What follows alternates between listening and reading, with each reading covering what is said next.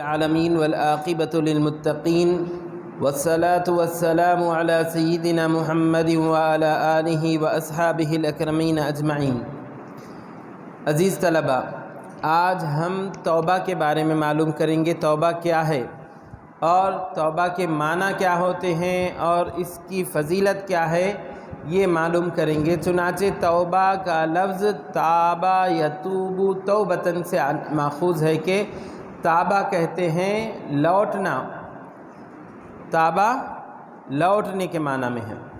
بندہ جب کوئی قصور کرتا ہے، کوئی غلطی کرتا ہے، کوئی گناہ کرتا ہے تو اپنے پروردگار کی طرف لوٹتا ہے کہ پروردگار، میں اپنے گناہ کا اعتراف کرتے ہوئے اپنے گناہ سے رجوع کرتا ہوں، اپنے گناہ کا اعتراف کرتے ہوئے اس کی معافی چاہتا ہوں۔ اور اللہ تبارک و تعالیٰ کی طرف سے وہ بندہ ایسا لوٹتا ہے کہ جیسے وہ گناہ کیا ہی نہ تھا۔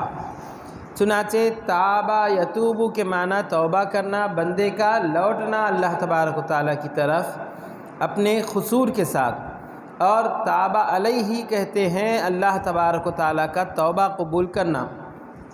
چنانچہ یہ توبہ ہے کیا؟ تو بندہ جب قصور کرتا ہے یا گناہ کرتا ہے یا کوئی کوتاہی کرتا ہے تو اس پر ندامت کے ساتھ اللہ تعالیٰ سے معافی چاہنا، بخشش کا مطالبہ کرنا، بخشش کی درخواست کرنا، یہ توبہ کہلاتا ہے۔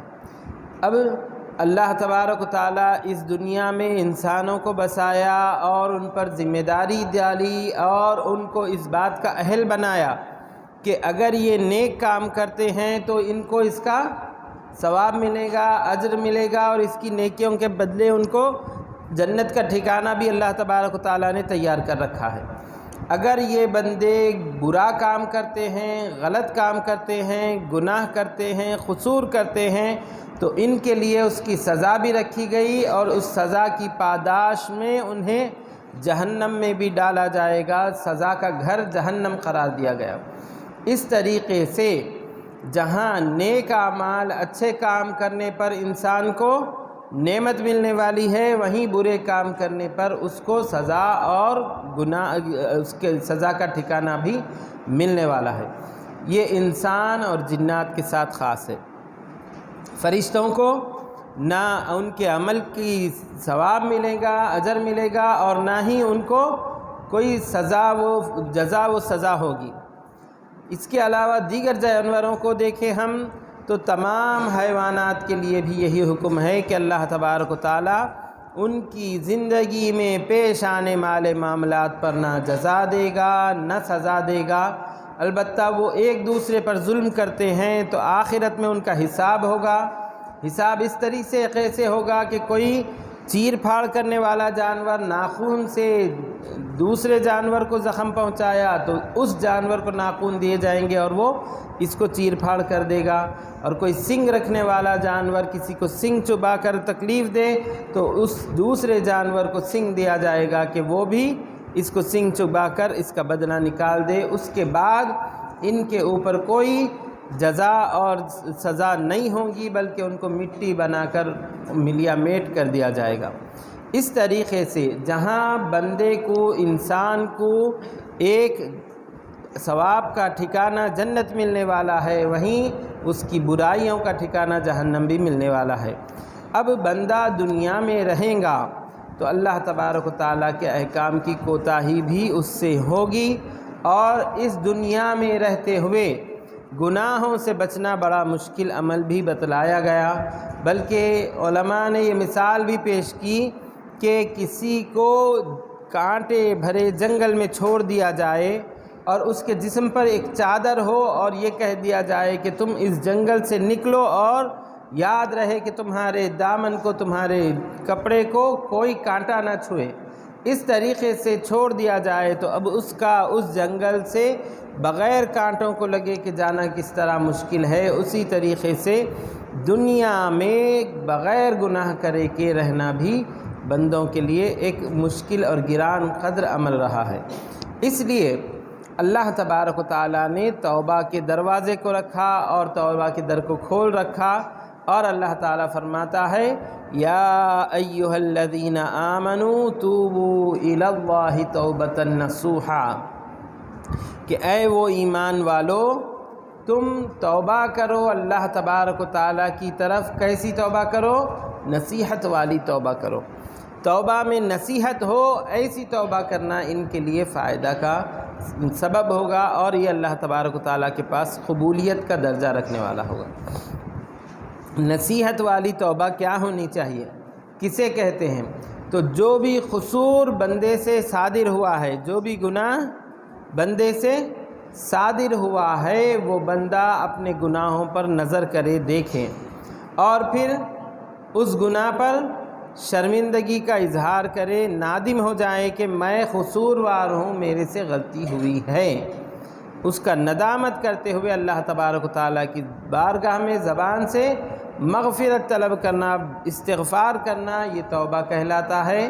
اور توبہ پر قائم رہنا یہ ہے کہ جو گناہ پہلے ہو چکے ہیں آئندہ وہ گناہ دوبارہ نہ دہرانے کا ارادہ رکھے۔ یہ بھی توبہ کے کرنے میں ایک عمل بتلایا گیا ہے کہ توبہ اس نیت کے ساتھ کرے کہ جو گناہ مجھ سے ہو چکے ہیں میں اس پر شرمسار ہوں، شرمندہ ہوں، ندامت کرنے والا ہوں۔ دوسرا یہ کہ اللہ تعالیٰ سے اس کی مغفرت مانگے، زبان سے مغفرت طلب کرے۔ تیسرا یہ کہ آئندہ اس قسم کے گناہ کے کرنے سے ایک باز رہنے کا اور بچنے کا عزم کرے، ارادہ کر رکھے۔ یہ توبہ کرنے کے طریقے ہوئے۔ توبہ قبول ہونے کی علامت کیا ہے؟ تو توبہ قبول ہونے کی علامت یہ ہے کہ بندہ جو گناہ سے توبہ کیا ہے اگر وہ گناہ بعد میں اس کو یاد آئے تو وہ نفرت کا اظہار کرے گا اور وہ گناہ سے مزہ نہیں حاصل کرے گا، اس کا مزہ نہیں آنا کہ اس طریقے سے کوئی ایک چھوٹا سا پھل بھی چرا کر کھایا ہے اور وہ توبہ کر چکا ہے تو پھر اس کو وہ پھل کھانے کا مزہ نہیں بلکہ ایک شرمساری ہونا چاہیے کہ میں یہ غلط کیا تھا۔ یہ توبہ قبول ہونے کی علامت بتلائی ہے۔ تو اللہ تبارک و تعالیٰ توبہ کے دروازے کو کھلا رکھا۔ اس میں بندوں کے لیے ایک بہت بڑی رحمت کا پیغام ہے کہ اللہ تعالیٰ ان کے قصور کو جو ان سے صادر ہوئے ہیں معاف کرنے والا ہے۔ اگر اللہ تعالیٰ توبہ کا دروازہ نہیں کھولتا اور جو گناہ گار ایک مرتبہ ایک گناہ کر دیا وہ گناہ گاروں کی فہرست میں آ جاتا، بلیک لسٹ میں آ جاتا اور ہمیشہ وہی گناہ گاروں میں شمار کیا جاتا تو نیکی کی طرف آنے کے راستے بندوں کے لیے بند ہو جاتے اور ہوتا یہ کہ یہ برائیوں ہی میں اضافہ ہوتے جاتے۔ اس لیے اللہ تبارک و تعالیٰ نے توبہ کا دروازہ کھولا اور توبہ کا دروازہ کھلا رکھ کر یہ بتلایا کہ جو بھی بندہ مغفرت طلب کرتا ہے، اللہ تعالیٰ کی طرف توبہ کرتا ہے اپنے گناہوں کا اعتراف کرتے ہوئے تو اللہ تعالیٰ اس کو قبول فرماتا ہے اور پسند بھی فرماتا ہے۔ خدا تعالیٰ کا یہ منشا ہے کہ بندے اس کے ہاتھ پر توبہ کرتے جائیں، اپنے گناہوں کی بخشش حاصل کرتے جائیں۔ حدیث شریف میں حضور اکرم صلی اللہ علیہ وسلم نے ارشاد فرمایا کہ اللہ تبارک و تعالیٰ اپنے ہاتھ کو پھیلاتا ہے دن میں کہ رات کا گناہ گار توبہ کر لیں جو رات میں اس نے گناہ کیے، اور اللہ تعالیٰ رات میں اپنے ہاتھ کو پھیلاتا ہے کہ دن میں گناہ کرنے والا اللہ تعالیٰ کی طرف توبہ کر لیں۔ تو اللہ تعالیٰ کی طرف سے رات دن بندے کی توبہ قبول کرنے کے لیے اللہ تعالیٰ اپنے ہاتھ پھیلائے ہیں کہ جو بندہ توبہ کرے اس کی توبہ کو قبول فرمائے گا۔ پھر اس کے بعد توبہ کا صلہ کیا ہوگا؟ جس بندے کی توبہ قبول ہو جائے تو اس کے لیے سرکار نے یہ حکم فرمایا التائب من الذنب کمن لا ذنب لہ، کہ گناہ سے توبہ کرنے والا ایسا ہو جائے گا کہ گویا اس نے گناہ کیے ہی نہیں ہیں، گناہ اس کے دھو دیے جائیں گے۔ اسی طریقے سے دیگر روایتوں میں آتا ہے کہ جب بندہ اللہ تعالیٰ کی بارگاہ میں توبہ کر کے اپنے قصور کا اعتراف کر لے اور توبہ کر لے تو اللہ تبارک و تعالیٰ اس کے گناہوں کو میٹ دیتا ہے، فرشتے جو اس کے گناہ لکھتے ہیں ان کو بھلا دیتا ہے کہ یہ گناہ کو یاد نہ رکھیں، اور جس جگہ پر انہوں نے گناہ کیا ہے اس جگہ سے بھی ان کے گناہوں کو میٹ دیتا ہے۔ اور حفاظت میں رکھتا ہے۔ چنانچہ اللہ تعالیٰ گناہ سے توبہ کرنے والے بندوں کے لیے یہ خاص رعایت رکھا ہے کہ جس جگہ گناہ کیے ہیں وہ جگہ بھی گواہی دینے کے قابل نہیں رہے گی، اور جو فرشتے اس کے گناہوں کو لکھے ہیں وہ گناہ پہ فرشتے بھی بھلا دیے جائیں گے کہ یہ بندہ یہ گناہ کیا تھا۔ اس طریقے سے اللہ تبارک و تعالیٰ گناہ گار کی توبہ کو قبول فرماتا ہے۔ اسی طریقے سے اللہ تبارک و تعالیٰ نے دربار توبہ کے دروازے کو کھلا رکھا ہے، اور یہ کب تک کھلا رہے گا؟ تو احادیث شریفہ میں آتا ہے کہ اللہ تبارک و تعالیٰ جب تک سورج مغرب سے طلوع نہ ہو اس وقت تک توبہ کے دروازے کو کھلا رکھا ہے۔ جب تک جو بھی بندہ توبہ کرنا چاہے، اپنے گناہوں سے، اپنے خطاؤں سے معافی مانگنا چاہے اللہ تعالیٰ کی بارگاہ میں، تو اس کی توبہ قبول کی جائے گی۔ جب یہ وقت آئے گا قیامت سے پہلے کہ سورج مغرب سے جہاں پر غروب ہوتا ہے وہاں سے اس کو طلوع ہونے کی اجازت دے دی جائے گی، تو مغرب سے سورج طلوع ہونے کے بعد پھر توبہ کا دروازہ بند ہو جائے گا، اب توبہ ان کی قبول نہیں کی جائیں گی۔ اسی طریقے سے یہ بھی ایک حکم بتلایا گیا ہے کہ اللہ تبارک و تعالیٰ نے موت کو اور قیامت کو چھپا کر رکھا ہے کہ کب آنے والی ہے، کون سا وقت ہے، نہیں معلوم۔ وجہ کیا ہے؟ وجہ یہی ہے کہ بندہ ہر وقت اللہ تعالیٰ کی بارگاہ میں اپنے قصور کو مانتے جائے اور توبہ کرتے جائیں۔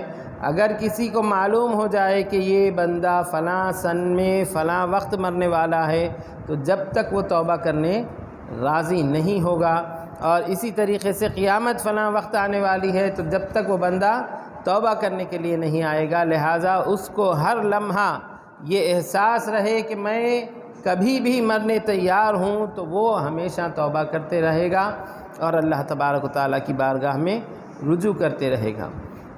اسی طریقے سے حضرت موسیٰ علیہ السلام کے متعلق آتا ہے کہ آپ نے اللہ تعالیٰ سے پوچھا کہ اے پروردگار، تیری بارگاہ میں جب کوئی بندہ نیک ہو، فرما بردار ہو، پکارتا ہے تو تو کیا جواب دیتا ہے؟ تو اللہ تعالیٰ نے فرمایا میں اس کو لبیک کہتے ہوئے جواب دیتا ہوں کہ جب نیک بندہ اطاعت گزار اللہ تعالیٰ کو پکارے تو اللہ تعالیٰ میں حاضر ہوں لبیک کہتے ہوئے یہ جواب دیتا ہے۔ اور اسی طریقے سے حضرت موسیٰ علیہ السلام نے فرمایا کہ اے پروردگار، اگر کوئی بندہ جو زاہد ہے، دنیا سے بے رغبتی اختیار کر تیرے دین پر چلنے والا ہے، تو وہ پکارتا ہے تو تیرا جواب کیا ہوتا ہے؟ تو اللہ تبارک و تعالیٰ نے پھر فرمایا کہ میں اس کے جواب میں بھی لبیک کہتا ہوں کہ اے بندے میں حاضر ہوں۔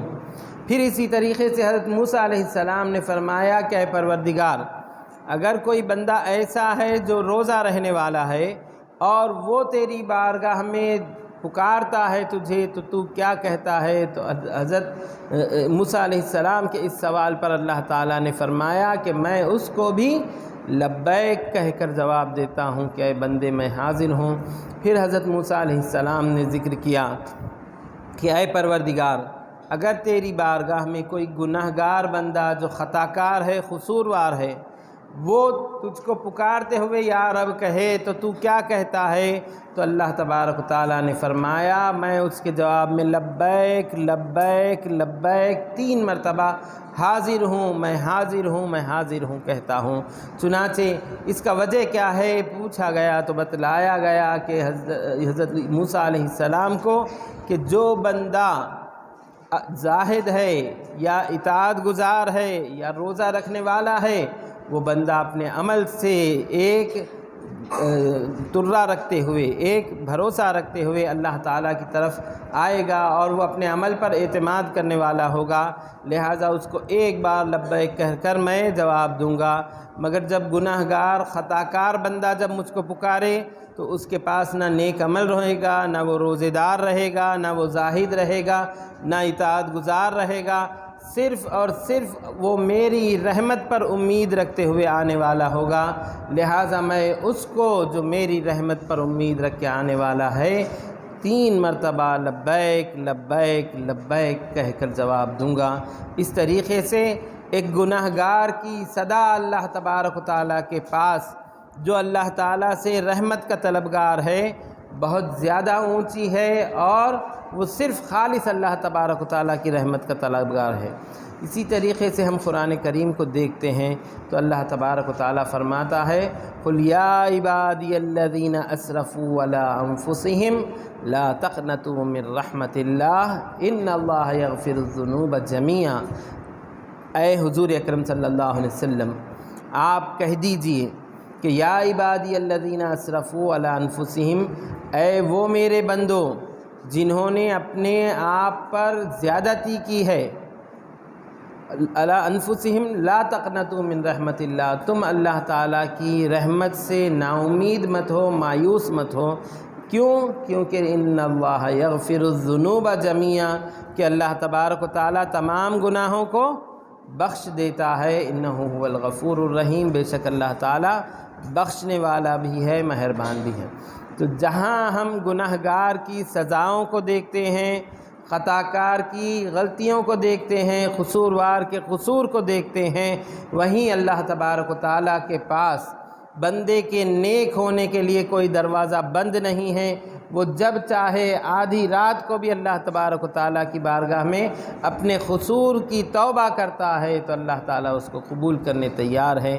اگر دن کے اجالے میں بھی وہ رات کے گناہوں کی توبہ کرتا ہے تو اللہ تبارک و تعالیٰ اس کی توبہ قبول کرنے تیار ہے، راضی ہے۔ اب بس بندے کی طرف سے یہ ہونا چاہیے کہ وہ اپنے آپ کا جائزہ لے اور اپنے گناہوں کو دیکھتے جائیں کس قدر وہ خطا کار ہے، پھر اللہ تعالیٰ کی بارگاہ میں دعا کرتے ہوئے، استغفار کرتے ہوئے رجوع کرے تو اللہ تبارک و تعالیٰ اس کے گناہوں کو بخش دے گا، اس کے لیے مغفرت کا سامان کرے گا۔ اسی طریقے سے ہم دیکھتے ہیں کہ اللہ تبارک و تعالیٰ مخلوق کو اور خاص طور پہ انسان کو جو گناہگار ہونے والا ہے نا امید کرنے والا نہیں ہے۔ ایک بنی اسرائیل کا واقعہ ذکر کیا جاتا ہے توبہ کے تسلسل میں کہ بنی اسرائیل میں ایک شخص تھا جس نے 99 قتل کیے۔ کتنے؟ 99 قتل کیے۔ پھر اس کے بعد وہ کہنے لگا کہ زمین پر سب سے زیادہ علم رکھنے والے کون ہیں؟ تو اس کو یہ بتلایا گیا کہ فلاں شخص ایک راہب ہے جو آبادی سے الگ رہا کرتا ہے، لہٰذا اس کے پاس تم جا کے معلوم کرو۔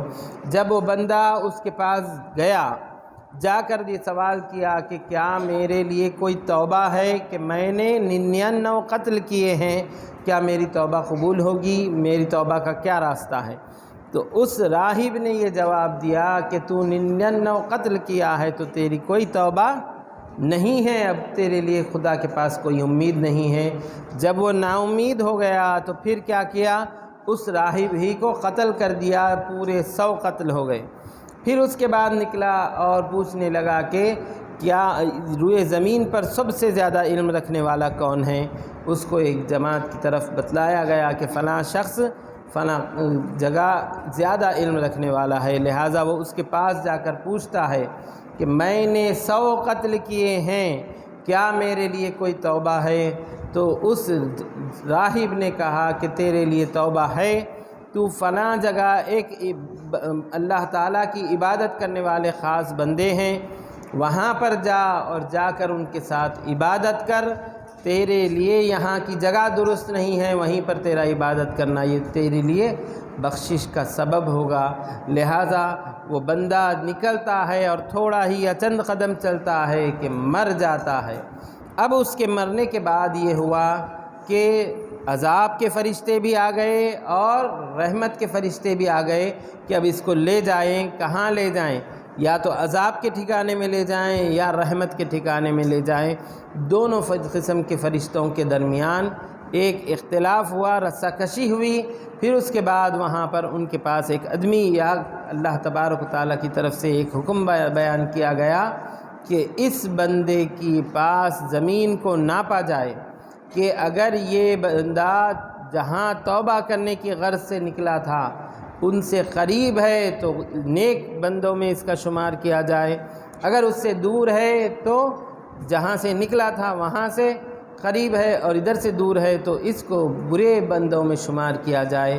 لہٰذا زمین ناپی گئی اور بتلایا گیا کہ وہ ایک بالش کے فاصلے سے اس طرف قریب تھا جہاں نیک بندے رہتے تھے، لہٰذا اس بندے کو نیکوں میں شمار کیا گیا، نیک فرشتوں کے حوالے کیا گیا۔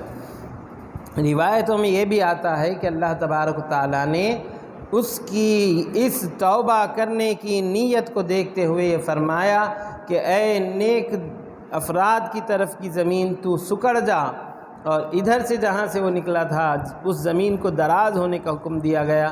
اس طور پر وہ ترجیح پانے والے اور نیک بندوں میں شامل ہونے والوں میں رہا۔ اس طریقے سے اللہ تبارک و تعالیٰ اپنے بندوں کی توبہ کو پسند کرتا ہے اور ان کی توبہ کو قبول کرتا ہے۔ دل سے ندامت ہو اپنے گناہوں پر اور شرمندگی ہو تو یہ بھی توبہ کا ایک ذریعہ رہا ہے، اور اللہ تبارک و تعالیٰ توبہ کرنے والے بندوں کو پسند کرتا ہے۔ اللہ تعالیٰ خود فرماتا ہے ان اللہ یحب التوابین، کہ اللہ تبارک و تعالیٰ پسند کرتا ہے توبہ کرنے والوں کو۔ اس پسند کا معیار کیا ہے؟ کس درجے تک اللہ تبارک و تعالیٰ توبہ کرنے والوں کو پسند کرتا ہے؟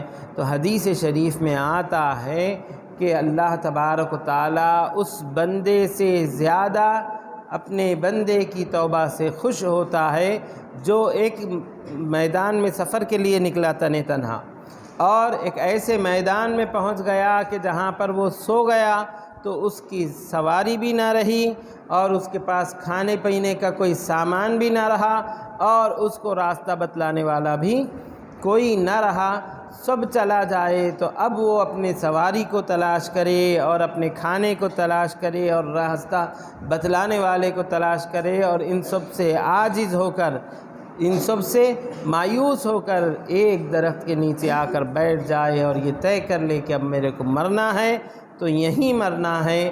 اس کے بعد وہ یہ طے کرنے کے بعد سو جائے، پھر اٹھ کر دیکھے کہ اس کی سواری بھی اس کے پاس ہو، اس کا کھانا بھی اس کے پاس ہو، تو اس بندے کے لیے اس قدر خوشی ہوگی کہ وہ یہ کہے گا کہ پروردگار میں تیرا رب، تو میرا بندہ۔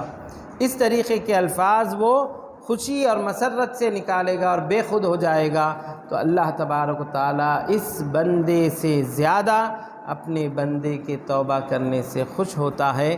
تو اللہ تبارک و تعالیٰ کی خوشی یہ ہے، اور اللہ تعالیٰ کے پاس مقبولیت یہ ہے کہ بندہ اپنے گناہوں کا اعتراف کرتے جائے اور توبہ کرتے جائے، اور اس کا توبہ کرنا اللہ تعالیٰ کے پاس اس قدر قابل قبول ہوگا کہ اللہ تعالیٰ اس کی توبہ کی وجہ سے اس بندے کو بھی محبوب جانے گا، پسندیدہ جانے گا، اور اس پر انعام و اکرام بھی کرے گا۔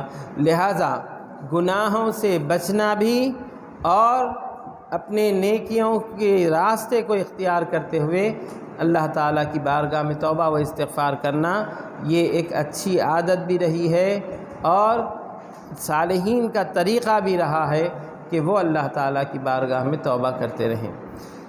اسی طریقے سے ہم دیکھتے ہیں تو حضور اکرم صلی اللہ علیہ وسلم نے استغفار، اللہ تعالیٰ سے مغفرت طلب کرنے کی بھی اہمیت کو بتلایا، اور آپ صلی اللہ علیہ وسلم خود ذکر کرتے ہیں کہ میں اللہ تعالیٰ سے ڈرتا ہوں اور دن میں 70 مرتبہ اللہ تعالیٰ کی بارگاہ میں مغفرت طلب کرتا ہوں، مغفرت چاہتا ہوں۔ اس طریقے سے حضور اکرم صلی اللہ علیہ وسلم نے مغفرت طلب کرنے کا بھی ایک ترغیباً طریقہ بتلایا کہ بندہ سوتے جاگتے اللہ تعالیٰ کی بارگاہ میں مغفرت طلب کرتا رہے تو اس کے لیے بھی یہ خیر کا باعث ہوگا۔ اسی کے ساتھ ساتھ ایک استغفار ہے جس کو سید الاستغفار کہتے ہیں۔ وہ سید الاستغفار کی فضیلت کیا ہے؟ سید الاستغفار کی فضیلت یہ ہے کہ بندہ اگر صبح میں وہ استغفار پڑھے اور اسی دن مر جائے تو اللہ تعالیٰ اس کو جنت میں داخل کرے گا، اور اگر شام میں پڑھے اور اسی رات کو فوت ہو جائے تو اللہ تبارک و تعالیٰ اس کو جنت میں داخل کرے گا۔ لہٰذا صبح شام اس استغفار کا پڑھنا اللہ تبارک و تعالیٰ کے پاس جنت میں لے جانے کا سبب ہونے والا ہے۔ اس طریقے سے سید الاستغفار پڑھنے کی بھی تاکید حضور اکرم صلی اللہ علیہ وسلم نے فرمائی ہے۔ مزید استغفار میں نماز کے آخری میں ہم جب کلمات ادا کر رہے ہیں، دعائے معصورہ پڑھ رہے ہیں، تو اس میں ہو رہا کیا؟ اس میں بھی ہم استغفار طلب کر رہے ہیں۔ اس طور پہ بندے کا اپنے گناہوں کا اعتراف کرنا ہمیشہ بندے کی عادتوں میں شامل ہے، اور اس کے لیے اللہ تبارک و تعالیٰ کی رضامندی اور اللہ تعالیٰ کی خوشنودی کا باعث ہے۔ اسی کے ساتھ ہم اپنی بات کو ختم کرتے ہیں کہ بہترین عمل اللہ تبارک و تعالیٰ کے پاس مضرت سے، نقصان سے بچنے کا ہے تو وہ استغفار طلب کرنا ہے۔ قرآن کریم میں خود آیا کہ جب بندے گناہ کرتے ہیں تو ان کے اوپر قحط سالی جیسی صورتیں طاری ہوتی ہے، اور اس سے بچنے کا ذریعہ اللہ تعالیٰ نے فرمایا ہے کہ تم استغفروا ربکم فإنہ کان غفارا، کہ تم اللہ تعالیٰ سے، اپنے پروردگار سے مغفرت طلب کرو، وہ بخشنے والا ہے۔ لہٰذا اللہ تعالیٰ آسمانی وبا جس کو قحط سالی بھی کہتے ہیں، خشک سالی بھی کہتے ہیں، ایسی وباؤں کو بھی دور کرے گا۔ تو کس سے دور کرے گا؟ استغفار سے دور کرے گا۔ لہٰذا استغفار اور اللہ تعالیٰ کی طرف مغفرت طلب کرنا اور اللہ تعالیٰ کی طرف توبہ کرتے ہوئے رجوع کرنا، یہ بہترین اعمال میں سے ہے، اس کو اختیار کرنا ہوگا۔ وصلی اللہ تعالی وسلم علی خیر خلقہ سیدنا محمد وعلی آلہ واصحابہ اجمعین والحمد للہ رب العالمین۔